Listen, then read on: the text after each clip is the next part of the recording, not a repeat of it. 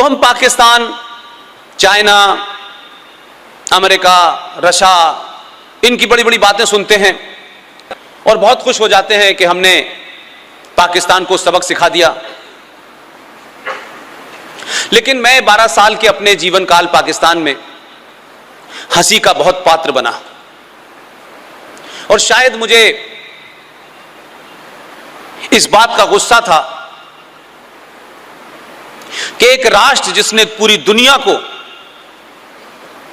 सभ्यता दी हो, पूरी दुनिया में लोहा अपने ज्ञान का मनवाया हो,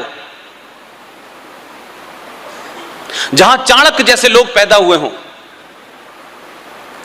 उसको एक छोटा सा 4 राज्यों का देश जो बौना राज्य है वो आपके बराबर में आके खड़ा हो जाता है। और हम ये मानते हैं कि भारत की सबसे बड़ी समस्या पाकिस्तान है। पाकिस्तान की न ज्योग्राफिकली, न पॉलिटिकली, न इकोनॉमिकली हैसियत नहीं है। आपके घर में रखे हुए डस्टबिन से ज्यादा पाकिस्तान की कोई हैसियत नहीं है। लेकिन दुख इस बात का है कि 5000 साल पुरानी सभ्यता के लोगों ने उस डस्टबिन को अपने बेडरूम में रख लिया है और सुबह से लेकर शाम तक पाकिस्तान पाकिस्तान पाकिस्तान पाकिस्तान। जिस पाकिस्तान के पास और जिस सभ्यता की बात, क्योंकि पाकिस्तान में तो यह यकीन है लोगों को कि पाकिस्तान को जिन्ना साहब ने नहीं बनाया है, कतई नहीं बनाया है। पाकिस्तान को अल्लाह मियां ने बनाया है और किसी खास मकसद के लिए बनाया है। और वो सभ्यता जो 632 में मोहम्मद साहब के जाने के बाद पूरी दुनिया में फैली, उस सभ्यता ने, उस मजहब ने 1400 साल में दुनिया की किसी सिविलाइजेशन को एक सुई बना के नहीं दी। और वो पूरी दुनिया के अंदर एक ऐसी आइडियोलॉजी को, एक ऐसी सोच को जिसमें सिर्फ वायलेंस है, सिर्फ वायलेंस है, वो कहते हैं कि Islam is the religion of peace, पूरी दुनिया में फैला दिया है। इससे बढ़िया तो कोका कोला की भी मार्केटिंग नहीं हुई होगी। लेकिन हम सब ये गा रहे हैं, उस नैरेटिव को चला रहे हैं आगे। अब तो कुछ संगठनों को भी लगने लगा है जो एक लंबे समय से लड़ाई लड़ रहे थे, अब तो उनके भी बड़े बड़े ओहदेदार ये कहते हैं कि पूरी दुनिया में इस्लाम शांति का संदेश दे रहा है। मुझे नहीं पता यूरोप का कौन सा ऐसा मुल्क है जहां शांति स्थापित है। सब 57 देश हैं इस्लाम के, उसमें किसी में शांति स्थापित हो। और आपके देश में सिर्फ एक राज्य है जहां 70% मुसलमान रहते हैं संवैधानिक तौर पे, जिनका संविधान अलग है, जिनके कानून अलग हैं। वो भारत के अंदर, रिपब्लिक भारत के अंदर, सेकुलर भारत के अंदर एक 2 नेशन थ्योरी को जन्म देने वाला राज्य बन चुका है। उसके बाद वहां जो भी कुछ हो रहा है, उसके बाद भी हम कह रहे हैं कि इस्लाम शांति का धर्म है। तो मुझे लगता है कि हमने अपनी आंखों पे पट्टी बांध ली है क्या?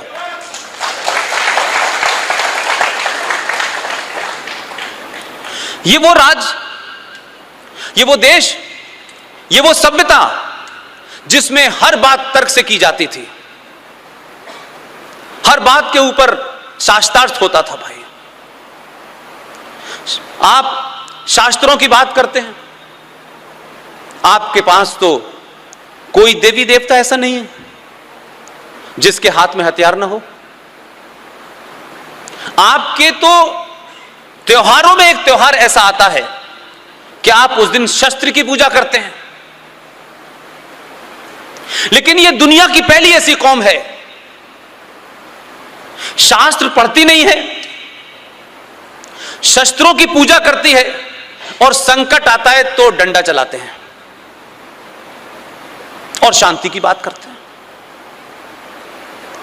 हम 5000 साल पुरानी सभ्यता के आदर्शों में रहते हुए आज के इस्लामिक आतंकवाद का मुकाबला नहीं कर सकते।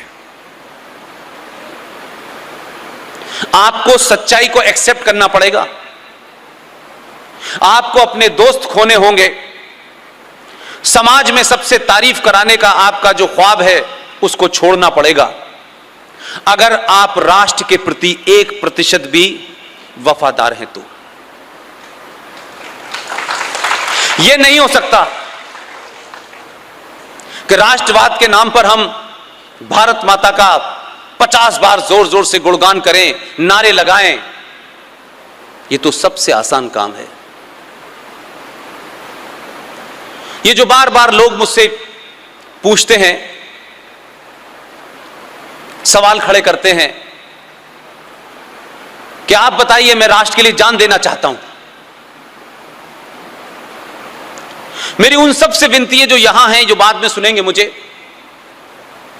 एक भी आदमी भारत में ऐसा नहीं चाहिए जो राष्ट्र के लिए अपनी जान देना चाहता हो। एक भी नहीं चाहिए मुझे। मैं उन लोगों का स्वागत करना चाहता हूं जो राष्ट्र के नाम पे किसी की जान ले सकें।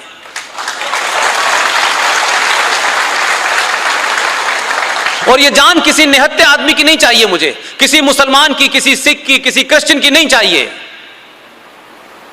इस देश के अंदर और इस देश के बाहर जो भी गद्दारी कर रहा है, जो इस राष्ट्र को खोखला कर रहा है, जो इस सभ्यता को खत्म करना चाहता है, जो निजाम मुस्तफा स्थापित करना चाहता है, उससे लड़ते लड़ते मारे जाने वाले आदमी के साथ मैं खड़ा हूं। हम इस नैरेटिव को कहेंगे तो समाज में होगा, देखिए साहब वायलेंस की बात कर रहे हैं, देखिए दीवार बांटने की बात कर रहे हैं। तो आपने तो 700 साल पहले भी बांटने की बात नहीं कही थी। आपने तो 700 साल पहले भी सबसे कहा आप भी आ जाइए, हम सबका स्वागत करते हैं। और आधुनिक भारत में, आजाद भारत में आज भी 27 देशों के इलीगल माइग्रेंट रह रहे हैं इस देश के अंदर। इस देश में तो सरकारें एग्जाइल में चल रही हैं, हम तब भी कुछ नहीं कह पाए। 700 साल तक नहीं कहा, 70 साल से चुप रहे, और आज स्थिति यह आ गई है कि शायद आप लोग गांधी धाम में बैठे हुए हैं। सुबह बड़ी तादाद में बहुत सारे लोग एयरपोर्ट गए, बहुत सारे बुके भी उन्होंने दिए, लेकिन उन्होंने ही मुझे बताया कि किस तरीके से आपके बॉर्डर एरियाज में आपकी गिनती जैसे ही कम हुई, आपने पलायन करना शुरू कर दिया। और इस बात को समझिएगा, मैं फिर कह रहा हूं कि जो कुछ कश्मीर में हो रहा है, यह भारत के राष्ट्रवादियों की आंखें खोलने के लिए इससे बड़ी दूसरी मिसाल नहीं मिलती है। क्योंकि आपको लगता है आप गांधी धाम में हैं, मुझे लगता है उत्तर प्रदेश में हैं। चेन्नई वाले कहते हैं यहां तो कुछ नहीं हो रहा। मैंने कहा इंतजार कीजिए, जाइए पाकिस्तान के शहर लाहौर के अंदर। 1935 में वहां की जो किताबें हैं, वो जो अखबार हैं, उनको पढ़िए।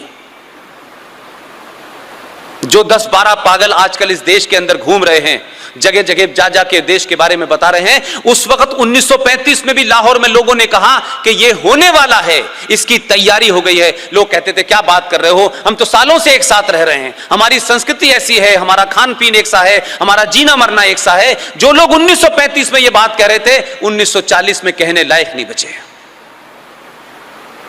उनका नामो निशान मिट गया। आपने 1935 से नहीं सीखा, आपने 1947 से नहीं सीखा। इसलिए जम्मू कश्मीर में 19 जनवरी 1990 को इसी देश के मूल निवासी कश्यप ऋषभ की संतानें, जिनका असली हकदार थे कश्मीर में, रात के अंधेरे में मस्जिदों का, कुरान का हवाला दे देकर आपने कत्लो गारत की, और 5.5 लाख कश्मीरी हिंदू पंडितों को आपने कश्मीर से बाहर निकाल दिया। इस देश में एक धरना प्रदर्शन नहीं हुआ, क्योंकि यह कश्मीर की समस्या थी। और अब उनके बसाने के लिए मन्नतें की जा रही हैं, जो वहां के मूल निवासी थे, हजारों साल की उनकी सभ्यता थी। वो बेचारे जो कल तक बड़े करोड़पति थे, आप दिल्ली जाते हैं, दिल्ली में दिल्ली हाट के सामने एक आईएनए बाजार लगा हुआ है। उसकी फुटपाथ पे वो लोग जिन्होंने कभी 15 डिग्री टेम्परेचर नहीं देखा, वो 45 डिग्री टेम्परेचर में सिगरेट और पान की दुकान कर रहे हैं। हमने अपने लोगों को उनकी तकलीफ में कभी साथ नहीं खड़े हुए, इसलिए ये देश इतनी पुरानी परंपरा के बाद 70 साल में अपने अंत की तरफ आ गया है। मालदा में कुछ होता है, करीमगंज में कुछ होता है, कायमगंज में कुछ होता है, रामपुर में, अलीगढ़ में, हम चुप, हम होने देते हैं। लिहाजा हमने यहां तो वंदे मातरम गाया, पूरा गाया। वंदे मातरम आपका राष्ट्रीय गीत है, लेकिन 71 साल में कोई नियम नहीं बना भाई कि इस गीत को जो गाएगा वही भारत की पार्लियामेंट में पहुंचेगा और जो नहीं गाएगा उसे हम पार्लियामेंट से निकाल बाहर करेंगे। लिहाजा जानबूझ करके एक सोची समझी रणनीति के तहत हिंदुस्तान की मेजॉरिटी को गाली देने के नए नए तरीके अपनाए जा रहे हैं। संबल नाम की एक जगह है मुरादाबाद में, जो पहले तहसील हुआ करती थी, अब जिला हो गया। उसके बारे में बहुत पहले गूगल पे जब जाते थे तो पता चलता था कि एशिया की सबसे जाहिल जगह है, सबसे कम लिटरेसी रेट है। उस शहर से एक एमपी जीत के आता है, लगातार जीतता है, और पार्लियामेंट में शपथ लेने के बाद कहता है कि वंदे मातरम किसी कीमत पे नहीं गाऊंगा, यह इस्लाम के खिलाफ है, और वो चुन के भी आ जाता है। इस बार तो 4-5 आ गए हैं, एक ही सोच के हैं। 5 मेरी उसी यूनिवर्सिटी से आए हैं जहां मैं पैदा हुआ था। क्योंकि हम सोचते हैं क्या फर्क पड़ता है, ये भी ठीक है, ये ठीक नहीं है। हमारे घर सुरक्षित नहीं है। मेरठ में, मलियाना में, मुरादाबाद में, मुजफ्फरनगर में, आधे से ज्यादा बंगाल में, आसाम के अंदर आपको स्थिति की गंभीरता नहीं पता। लोग घर छोड़ के जा चुके हैं। इसलिए दिल्ली में कुछ इंटेलेक्चुअल्स सेमिनार के अंदर कहते हैं मुल्क तो बटेगा इस बार, 100% बटेगा, लेकिन इस बार आपको तय करना है कि कहां जाना है, हम नहीं जाएंगे इस बार कहीं। लिहाजा आप कुछ चीजों को इग्नोर करें, मैं नहीं कर सकता, क्योंकि मैं उस थॉट में पैदा हुआ हूं। इसलिए ऐसा नहीं होता है कि यकायक एक भीड़ जो है चांदनी चौक में मंदिर को तोड़ देती है। ये इसलिए नहीं हो कि मंदिर को तोड़ना था। ये देश भर में जो हंगामा मचा हुआ है, आप सबको लगता होगा ये घटनाएं हैं।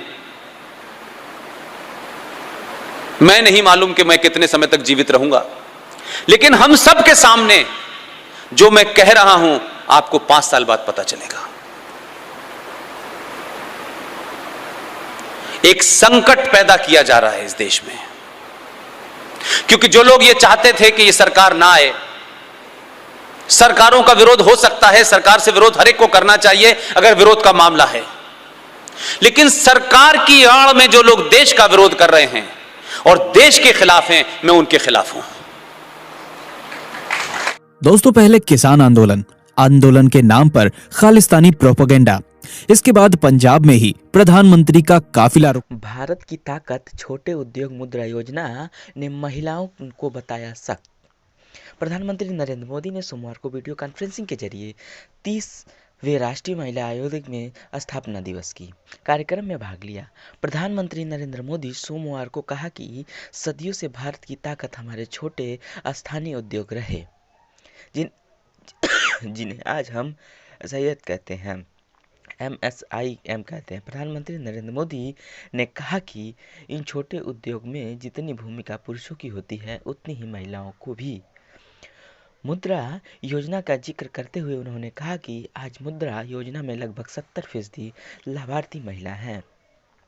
करोड़ों महिलाओं ने योजना के तहत मदद में अपना काम शुरू किया और दूसरों को भी रोजगार दे रही हैं। उन्होंने कहा कि पिछले 7 सालों से देश की नीतियां महिलाओं को लेकर अधिक संवेदनशील हुई हैं।